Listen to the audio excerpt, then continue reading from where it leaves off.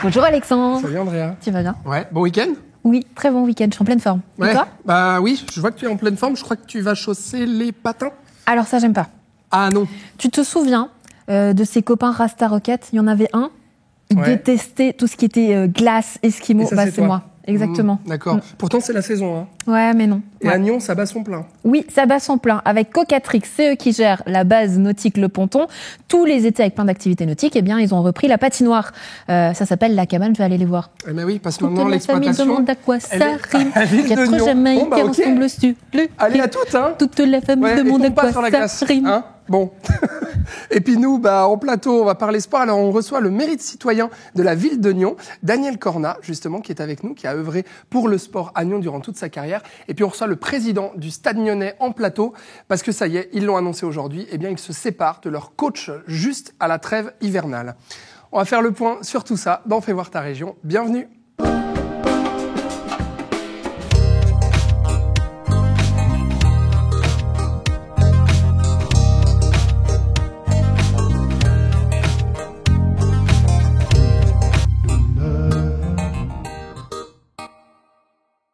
Et quels sont les sports qui ont brillé ce week-end? Eh bien oui, on arrive gentiment à la fin de l'année. Et puis les derniers matchs de l'année ont eu lieu. Regardez, c'est les résultats sportifs dans Je 7 et Match.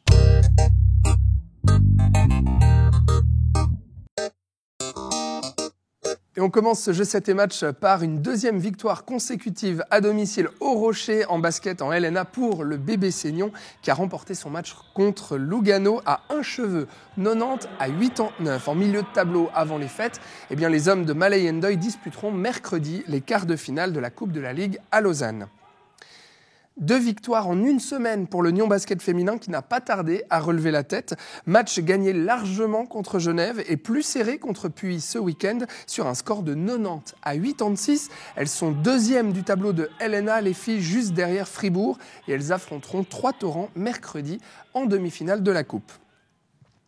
En hockey, le HC Nyon a remporté son match contre la Vallée de Joux et se rapproche petit à petit du top 4 du tableau. Écoutez la réaction de Daniel et du gardien Alès. Hello les amis d'LRTV, on a un nouveau junior dans l'équipe, Alès. À 40 ans. À 40 ans, il a remis la grille après 2 passages à l'hôpital. Alès, t'as eu des ailes ce soir. Qu'est-ce qui s'est passé entre ce match et aujourd'hui? Tout le monde était à 100%. Donc, du coup, on en est bon. Yes, double hat-trick. Yes, Gognon. Gognon, merci les gars pour les images. Et puis en handball, et quoi de mieux pour finir l'année qu'une victoire à domicile? Eh bien c'est ce qu'a fait le HBC Nyon face à Prateln en les battant 37-32. Les handballeurs sont actuellement deuxièmes du tableau de Première Ligue à la trêve hivernale. De bon augure du coup pour la suite. Et puis ça y est, la neige est présente en altitude, donc reprise de la compétition pour les athlètes du ski club Nyon avec un slalom et un géant Azinal, tous deux organisés par le club nyonnais avec de bons résultats pour les athlètes. 2e place pour Méline Leprince en U12, 3e place pour Sacha Errand en U12 et 3e place pour Juliette Clermont en géant. Merci au ski club de Nyon pour ces images. Et puis on va parler de futsal, parce qu'en futsal, l'ogre de la 2e ligue, le FC Bulle, aura pris le dessus sur l'US Terre Sainte avec un score sans appel de 3-12. Cette défaite ne vient toutefois pas entacher l'excellent premier tour de l'USTS qui avait jusqu'ici remporté ses 4 premiers matchs. Et même déception pour le futsal Gland qui a subi sa 2e défaite hier à La Chaux-de-Fonds face à Forward Morges 6-5. Allez les gars, on lâche rien pour le début d'année prochaine. Et on termine avec un très joli exploit des jeunes joueurs d'échecs de la Garde du Roi à Prangin qui ont décroché la 1re et la 2e place lors du championnat suisse rapide U8. Ils remportent donc le titre de champion et vice-champion suisse de la catégorie.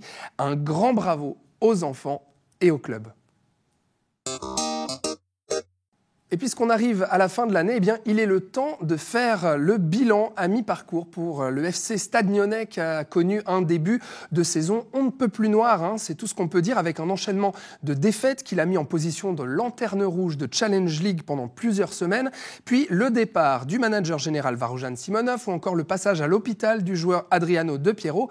Mais aujourd'hui, alors que le club relève progressivement la tête en matière de résultats, il a annoncé ce lundi matin par voie de communiqué se séparer entouré de son coach Christophe Cachilly. Alors quel cap donner pour la suite? Eh bien le président du club, Michael Palma, est avec nous sur NRTV. Bonjour Michael. Bonjour. Merci d'être avec nous. Merci. Beaucoup, je vous en prie. Bienvenue dans Fais voir ta région, Michael Palma. Alors effectivement, période difficile, période de flou aussi, avec la séparation avec à la fois Varoujan Simonov, mais aujourd'hui le coach Christophe Cachilly.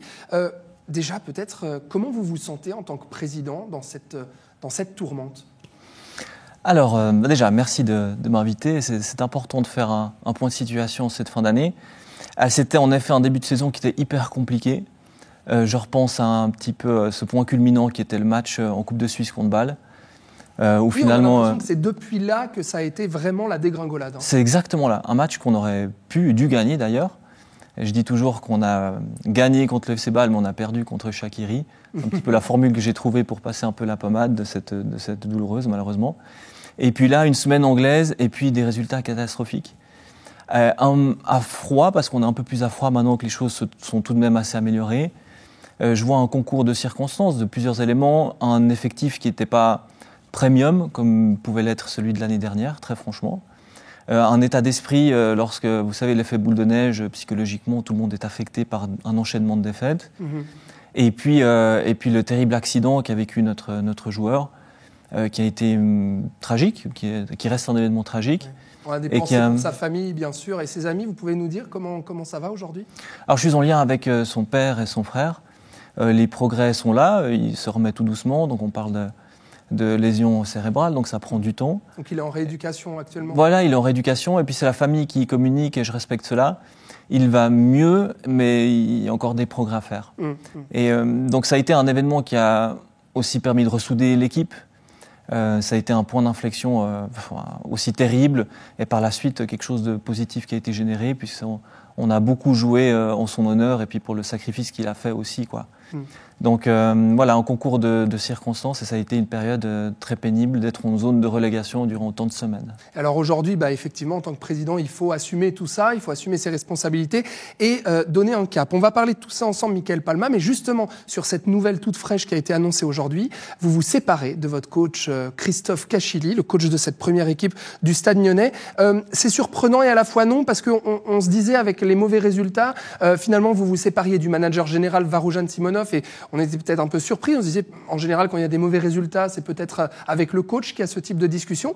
Aujourd'hui, ça y est, c'est fait. Christophe Cachilly ne fera plus partie du Stade Nyonnais. Pourquoi cette décision? Alors oui, Christophe est libéré de ses obligations de travail à partir d'aujourd'hui. Peut-être que plus de me concentrer sur les noms des gens, je préfère m'atteler aux fonctions, parce que ce sont des gens, l'un et l'autre, notre directeur, notre ancien directeur sportif et notre entraîneur, sont des gens d'exception qui ont donné énormément au club. Donc je vais dépersonnaliser mes propos et plutôt parler de fonction. En premier lieu, la fonction de directeur sportif et directeur général.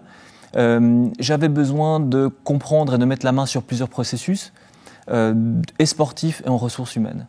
Je pense que notre directeur sportif et directeur général avaient beaucoup trop de casquettes, trop importantes. On a eu certaines discussions, on a décidé ensemble de se séparer à l'amiable, donc il n'y a aucun souci. J'en profite pour faire une petite parenthèse, comme je vous l'ai demandé au début. Monsieur Simonov retourne donc à l'association, donc il est le coprésident. Il y a deux structures. Il s'occupe du mouvement junior notamment. Exactement. Il faut savoir que je suis le président du FC Stade Nyonnais SA. Donc il y a l'entreprise, qui a la première équipe, la deuxième, et le mouvement élite, sous l'égide de Timbo. Donc ça, je pense que c'était important de le préciser. Donc voilà, on s'est séparés de façon très amicale, donc il retourne à l'association. On va revenir sur Varoujan, mais peut-être juste sur le coach, justement. C'est quoi les raisons? C'est effectivement ces mauvais résultats qui vous ont poussé à vous séparer de lui? Non, pas vraiment ces résultats. À nouveau, des conversations avec l'entraîneur qui ont débuté il y a quelques jours, où nous avons demandé des efforts suite à une restructuration financière dans laquelle on est en plein dans cette restructuration financière. Nous avons demandé certains efforts. Il faisait partie des plus grands salaires ou le plus grand salaire. Nous avions demandé certains efforts. À son droit, à juste titre, il a refusé de le faire. Et puis c'était un ambassadeur dont j'avais besoin pour la suite, pour restructurer l'équipe. Je vais en parler brièvement après. Et puis je pense que simplement on n'a plus forcément envie de collaborer ensemble dans certaines conditions. Mais ce n'est pas l'élément sportif. Ça a plus été pour moi dans un terme de valeur contractuelle, de ce qu'on vit au plan financier. Bon, ça veut dire justement qu'il y a des problèmes financiers en ce moment au Stade Nyonnais pour assurer oui, alors la Challenge League. Oui, il y a une tension financière qui est importante. On a un retard chronique des versements des salaires qui est terminé depuis le mois de novembre, donc on a réussi à trouver des solutions. Mais nous avons, c'est un problème structurel, engagé des joueurs et des coachs. Nous avons beaucoup trop promis ou versé trop d'argent, alors que je pense que la position de notre club est un peu différente. C'est-à-dire que nous ne sommes pas une PME active dans le canton, nous ne sommes pas là pour devenir un grand employeur. Nous sommes un club sportif. Nous offrons à travers un système de sponsoring une visibilité et puis en contrepartie des prestations de sociétés de la région. Et c'est vers là où nous devons aller de plus en plus.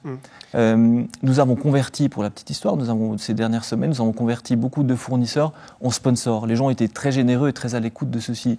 Ce n'est pas un problème structurel, nous allons tomber en faillite, mais il y a des ajustements qui sont des petits ajustements qu'il faut faire partout. Et je ne vois pas pourquoi... Enfin, j'ai été très sensible à ce que tous les fournisseurs jouent le jeu quelque part. Et à l'interne, que certains ne veuillent pas le jouer, ça a été un petit peu une déception pour moi, finalement. On parle aujourd'hui de problèmes financiers. C'est pas la première fois qu'on parle de ça ensemble. Là, forcément, l'argent, c'est le nerf de la guerre, et puis d'autant plus quand on dirige une entreprise avec une équipe sportive comme celle-ci. Mais parlons vraiment de la ligue dans laquelle vous êtes, c'est-à-dire la Challenge League. Vous avez souvent répété, notamment sur ce plateau, Michael Palma, que vous étiez un des plus petits budgets de cette ligue, et donc que vous deviez régater face à des gros clubs, des grosses équipes qui ont un budget parfois 2 à 3 fois supérieur au vôtre. Aujourd'hui, quand on voit les résultats sportifs également, vous étiez lanterne rouge pendant un moment. Aujourd'hui, vous vous en êtes sorti parce qu'il y a eu ces 2 dernières victoires en fin d'année que je tenais à saluer. Mais se pose tout de même la question de rester ou non en Challenge League pour la suite.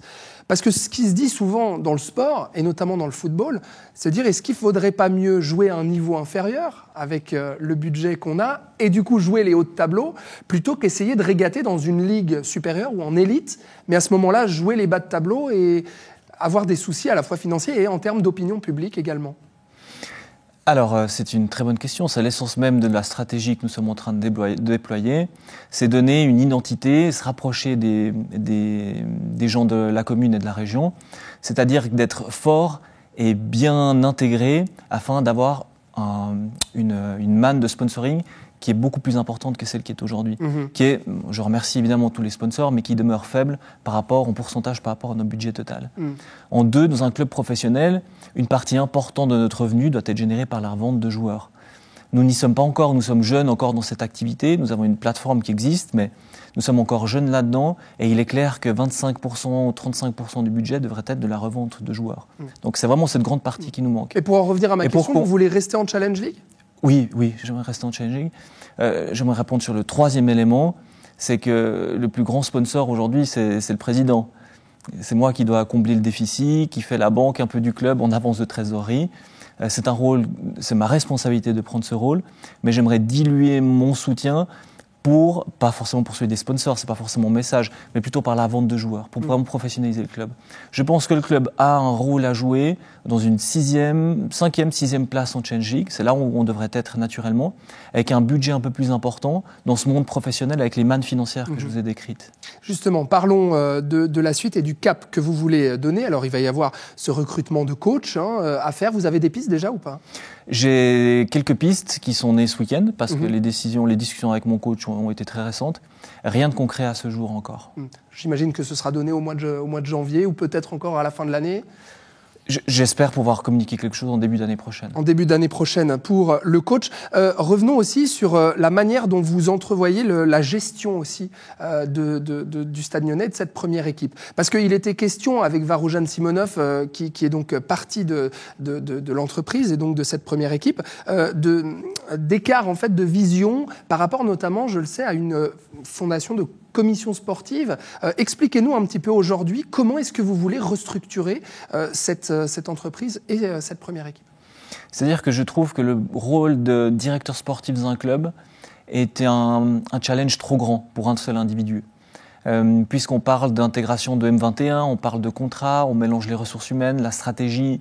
Je trouve que ce rôle est trop grand pour une personne. Je préfère aujourd'hui monter une nouvelle stratégie qui est celle de commissions d'experts qui sont mandatés par le club, qui n'ont pas forcément un lien direct avec les joueurs. C'est pour ça qu'il y a une fonction de coordinateur sportif qui a été créée, qui lui passe les messages de cette commission, mais qui sont des professionnels qui apportent vraiment une vue sur les meilleures pratiques qui se pratiquent dans le football et qui peuvent nous donner ces vues avec un mandat directement avec le club, qui me nourrissent moi et le nouveau comité qu'on vient de créer, qui est composé de bénévoles, et qui nous nourrissent nous de toutes ces idées-là. Et je trouve qu'à 8 ou 9, on est plus fort que tout seul.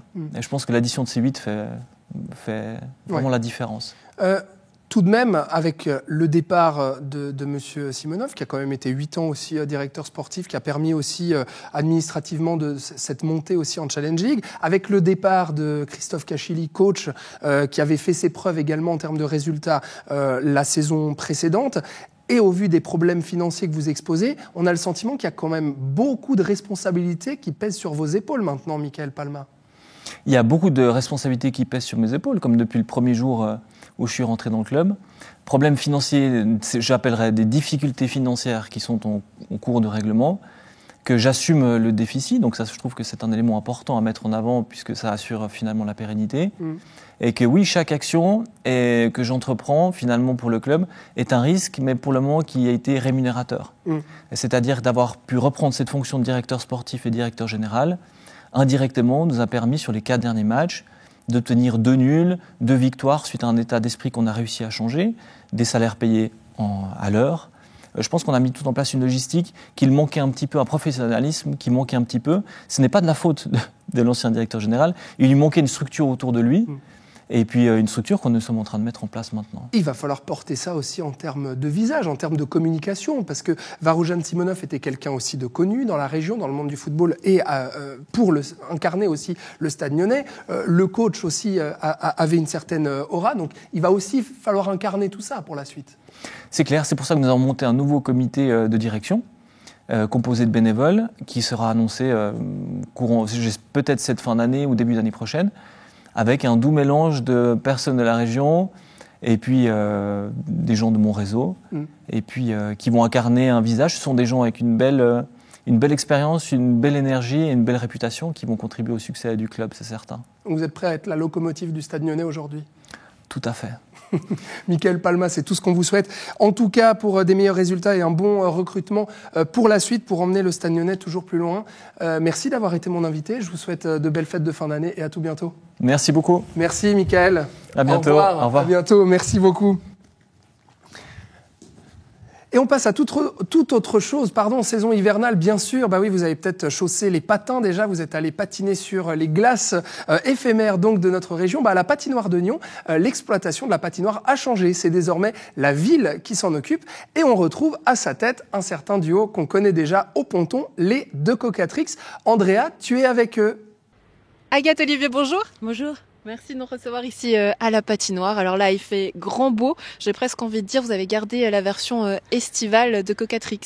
C'est sûr qu'on n'est pas loin, les pédalos sont pas loin, mais là, cette fois-ci, on parle bien de patinoire et de glace. C'est ce qui nous occupe effectivement pendant l'hiver. Oui, Olivier, comment ça se passe depuis le début ? Ça se passe bien, c'est une activité un petit peu nouvelle pour nous, ça change un petit peu, mais on prend nos marques et je crois que le public est assez content d'avoir la patinoire à côté du lac, tout ça on a toujours eu. Et puis on a réouvert un peu de la restauration à la cabane, donc je pense que les gens sont assez contents. Petite terrasse au soleil aujourd'hui, ça s'y prête. Qu'est-ce qu'on sert ? C'est pas tous les jours. Qu'est-ce qu'on sert ? On sert essentiellement du fromage, c'est-à-dire des fondus. Ensuite, on a de la petite restauration comme des hot dogs. On fait de temps en temps des raclettes. On a des crêpes, des très bonnes crêpes. Et puis vraiment de la petite restauration, des soupes, de la quiche, des choses comme ça. Mais tout le monde peut en général y trouver son compte. Et on s'adapte surtout. On se fait plaisir. Derrière nous, évidemment, la patinoire. Qui vient aujourd'hui à la patinoire après le départ de l'association La Patinoire.ch, Olivier ?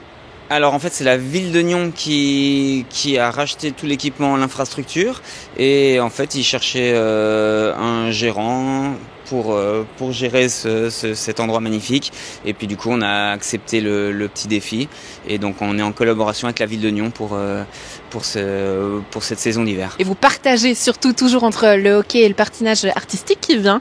Alors aujourd'hui, le lundi, mardi, pendant la période des scolaires, évidemment, la journée, ce sont beaucoup des écoles en fait qui seront là aujourd'hui. Et puis à partir de la fin de journée, fin d'après-midi, il y a l'école de hockey en fait qui va venir aujourd'hui. Et le patinage artistique, il faut savoir que le patinage artistique de toute façon est dépendant du HC Nyon ici. Donc le patinage artistique c'est le dimanche, mais surtout, il y a beaucoup de hockey quand même le soir, la semaine. Ouais. Quelle touche est-ce que vous avez envie d'apporter de manière personnelle? Quelle patte, quelle glisse?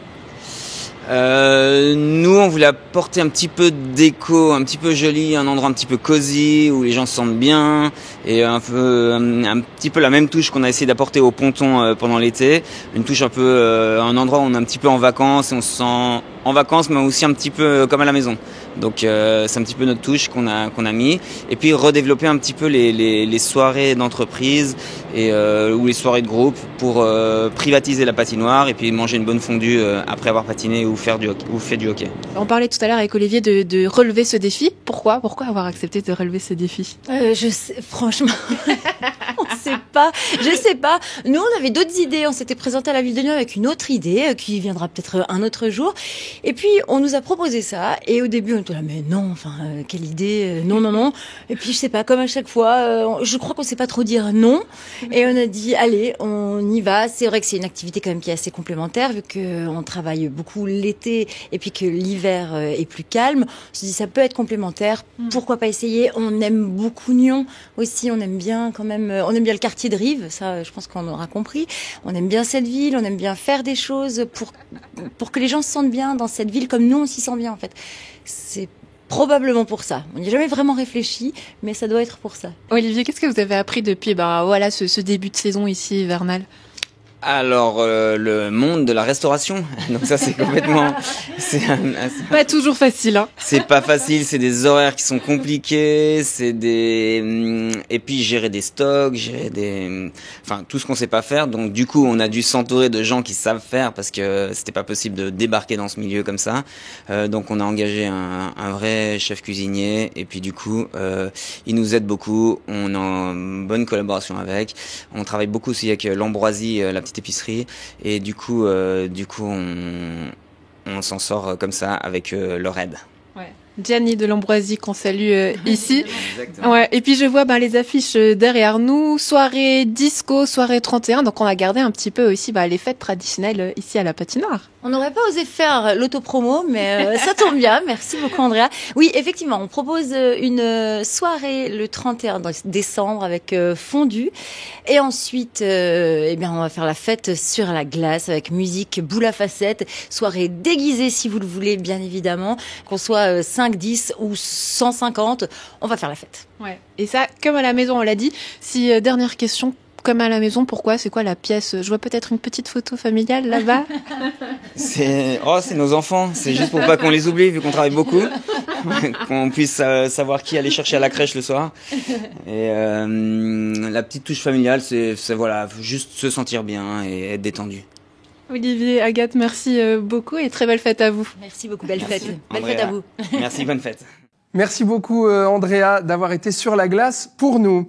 Et puis à présent, on va parler donc du mérite citoyen de Nyon parce que la municipalité de Nyon a décidé de remettre son 10e prix de mérite citoyen à Daniel Corna, cofondateur notamment de l'Association des sociétés sportives de Nyon. Il a été récompensé pour son engagement associatif et sportif pour la collectivité. Il est notre invité du jour. Bonjour Daniel. Bonjour. Merci beaucoup d'être avec nous. Je suis très heureux de vous recevoir sur le plateau de Fais voir ta région. Plateau sportif en plus du lundi. Bah oui, invité sportif. Daniel Corna. Très heureux d'être là. C'est un grand plaisir. On va revenir un petit peu sur votre carrière. Vous étiez un prof de sport, éducateur sportif dans notre région, très connu, visage connu. Vous croisez souvent des gens d'ailleurs en ville, qui vous disent bah oui, vous avez été mon professeur, mais aussi très actif dans l'associatif et dans le bénévolat. Mais déjà, ce prix de mérite citoyen nyonnais, qu'est-ce que ça fait alors?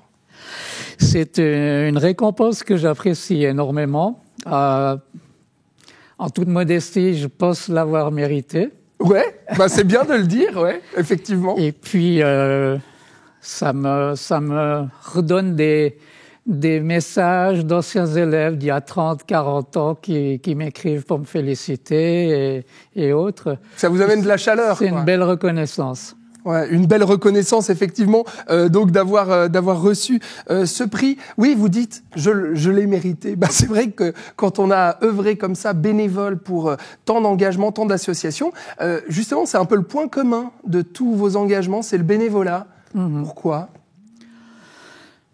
Pourquoi ? Parce que j'apprécie de faire connaître le sport, j'apprécie de le faire d'abord à mes élèves, maintenant aux retraités nyonnais. Et c'est quelque chose qui m'a toujours aidé à animer le sport dans la région. Ouais, pourtant, c'est une valeur qui se perd un peu aujourd'hui. On voit pas mal d'associations, de clubs sportifs, notamment, qui disent « on est tellement en manque de bénévoles ».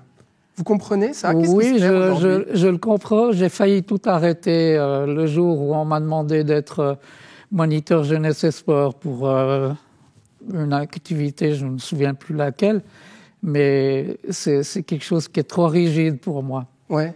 Et j'organisais un camp d'équitation en Franche-Montagne, à Seine-Léger. J'ai failli aller demander de pouvoir tatouer sur la croupe d'un cheval le sigle jeunesse et sport. Et ce jour-là, j'ai tout renvoyé à Lausanne. Là, c'était trop, quoi. Mais qu'est-ce qui explique qu'on manque de bénévoles aujourd'hui ? C'est pas toujours évident, c'est pas facile, et on est dans un contexte où il y a pas mal de défauts, de problèmes à résoudre et autres, notamment les problèmes de salles, puis bon, il y a la violence, il y a pas mal de choses. Et chacun a ses problèmes, en fait. Chacun a ses problèmes. En fait, on travaille trop, quelque part, parce qu'on n'a plus de temps pour être bénévole. C'est un peu ça aujourd'hui, non ? C'est vrai. Ouais. Mais il faut vouloir le faire, et puis il faut vouloir passer par-dessus les écueils et ces choses-là. C'est quoi que ça apporte d'être bénévole, s'engager bénévolement pour quelque chose ? Ce matin, j'ai été avec les seniors, une activité gym douce. On s'est retrouvés une quinzaine au restaurant à plaisanter, à rigoler et à discuter de temps en temps de choses sérieuses. Et c'est ça que j'attends. Donc c'est des rencontres ? Et puis le fait d'avoir quelqu'un dans la rue qui regarde la vitrine et qui fait demi-tour au lieu de se fixer sur la vitrine pour pas me saluer, c'est quelque chose de super important. Ouais, donc voilà, les rencontres, effectivement.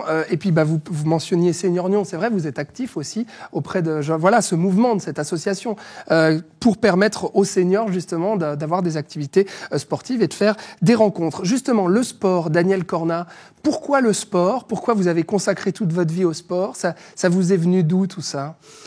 J'avais un père très sportif, et puis qui m'a à l'époque demandé si je pouvais l'accompagner dans le monitorat d'un groupe d'aveugles et faibles de vue. J'ai dit oui, et puis 6 mois après, il me laissait tout seul. J'avais à peine 15 ans. Donc je suis devenu un as du tambourin depuis lors, et puis j'ai pu le pratiquer avec les petites classes dès le début. Ouais. Et alors, vous avez consacré non seulement votre vie, mais votre carrière professionnelle aussi. Justement, prof de sport, qu'est-ce que vous retenez de tout ça ? Qu'est-ce que ça vous a amené ? Ça m'a amené beaucoup de plaisir, et je le reçois maintenant avec les messages de félicitations et ces choses-là.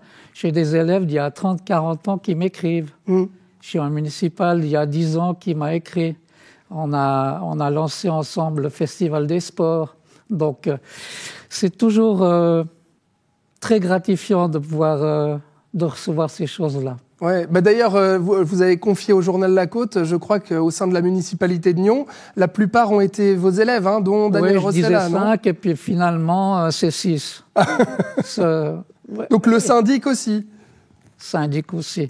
Bon, le syndic, je l'ai côtoyé à Paléo, je l'ai côtoyé à beaucoup d'endroits. Parce qu'on vous connaît aussi, vous êtes un visage aussi à Paléo, vous tenez des bars depuis... Depuis 40 ans. Bah ouais. Donc il y a aussi cette aventure-là. On a créé le club de volleyball à partir d'un noyau de maîtres d'éducation physique. J'ai donné un coup de main pour la création d'autres sociétés sportives par le biais de la SSN. Ouais. Donc, voilà. Ouais. Vous avez fait du football, du basketball, du volleyball, vous avez été arbitre aussi. Enfin bref, on a l'impression que vous avez un peu tout fait dans le sport. Mais alors, ce qui est très intéressant aussi, c'est que partager votre passion du sport, ça vous l'avez fait déjà dans votre métier, mais à travers certains clubs aussi où vous avez été. Mais il y a des thématiques qui vous ont touché aussi parce que vous vous êtes investi notamment assez tôt en faveur justement du handicap. Vous étiez prof de sport, vous avez animé des cours de sport pour personnes aveugles et après vous avez présidé notamment la fondation Sport Smile qui propose des activités aux enfants atteints de surpoids ou d'obésité. Pourquoi est-ce que ces causes-là vous ont touché particulièrement et que vous avez eu envie de vous investir là-dedans? Parce que je pense que c'est au moyen du sport qu'on peut arriver à évaluer et puis ensuite à travailler sur ces secteurs-là. Et à mon avis, c'est hyper important, un, d'avoir du plaisir à pratiquer, puis deux, de savoir comment le faire pour pas se faire mal. Ouais, et donc c'était aussi de fédérer tout ça, mais notamment sur le handicap, il y a eu beaucoup de progrès ces dernières années, non? Parce que vous avez connu toute cette évolution-là dans le milieu du sport. On a fait beaucoup de progrès, non? Je pense qu'on en a beaucoup parlé. Et puis les Jeux de Paris ont beaucoup aidé dans ce secteur-là. Et on commence à considérer la personne handicapée comme une personne tout à fait correcte, tout à fait normale par rapport à d'autres. Tandis qu'avant, on séparait les deux choses. Donc il y a une inclusion effectivement qui s'est développée ces dernières années. Et alors, vous avez été récompensé pour votre engagement en faveur de Nyon. Et oui, la SSN. Vous l'avez cofondé, vous étiez le premier président de l'association sportive des sociétés nyonnaises. Les mérites sportifs régionaux à Nyon-Aiglan, c'est en partie aussi grâce à vous qu'on doit tout ça. Et vous étiez membre de la commission des sports de la ville, notamment actif pour défendre ce projet de Colovray. Pourquoi est-ce que vous vous êtes engagé autant pour Nyon? Parce que j'habite Nyon et parce que je pense que j'ai plus d'1 millier de connaissances dans la ville et c'est dans mon ADN. Ouais. C'est dans mon ADN. Mon père m'a pris sous son aile lorsque j'avais 14-15 ans et puis à partir de 16-17 ans, j'ai travaillé seul. J'avais un prof de sport au gymnase à Lausanne qui avait été dégoûté parce que il était sélectionné en équipe nationale de gymnastique artistique et puis l'invasion de la Hongrie par les Russes en 1956 a fait que la Suisse ne s'est pas présentée, a boycotté les Jeux suivants. Donc j'avais toutes les raisons pour être dans le sport et pour le sport, pour tout le monde. Voilà, pour le sport, pour tout le monde. Et du coup, notamment à Nyon, oui, votre ville de cœur, elle représente quoi, Nyon, pour vous? Je suis à Nyon depuis 1966, et je connais énormément de monde, et chaque fois, c'est une belle rencontre. Ouais. Pourtant, elle a changé, Nyon, durant toutes ces années. Sur le plan... oui, elle a bien changé. Ouais. Et aujourd'hui, justement, puisqu'on parle de sport, ce que fait la ville de Nyon pour le sport, qu'est-ce que vous en pensez? Je pense qu'il y a une bonne dynamique et puis il y a une bonne prise de conscience que c'est absolument nécessaire. Et la récente votation du Conseil par rapport à Colovray est une bonne chose. Une grande victoire, oui, pour vous. C'est le seul endroit où les élèves ne sont pas prioritaires, les écoles ne sont pas prioritaires.